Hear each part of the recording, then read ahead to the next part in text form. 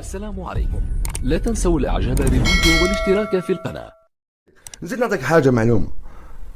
الشعب المغلوب عليه في العاصمة عنده صور داير به، حتى الأجنبي كي يجوز ما يشوفش تلك الصور.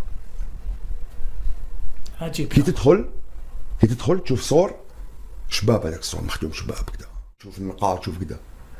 تدخل مور الصور هذاك العبودية بأتم معنى الكلمة أخويا. الناس تغيط، الناس تطمع في قهوة مور الصور هذاك دايرينه في مدينة مراكش ودايرينه في مدينة الرباط، في زوج مدينتين شفناه. حتى ما يشوفوش الناس الغلابة هنا امرهم، لأن باش يجوز الأجنبي والفرنسي والقاوري يشوف الحالة نقية. القاوري يجري يدير فوتينك الصباح تما، والمغربي الداخل يغلي في البوج يغللو ويبيعو. تدخل للداخل مخك يحبس، معمرينها غير كاميرات، لكن الشعب كيفاش عايش لداخل مخ يحبس.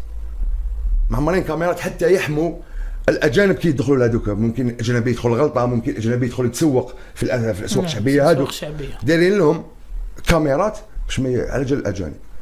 لانه في الليل كل شيء مسموح في هذيك المدينه، في الليل بعد غلق هذاك واسمه واش تطلب حاضر في هذيك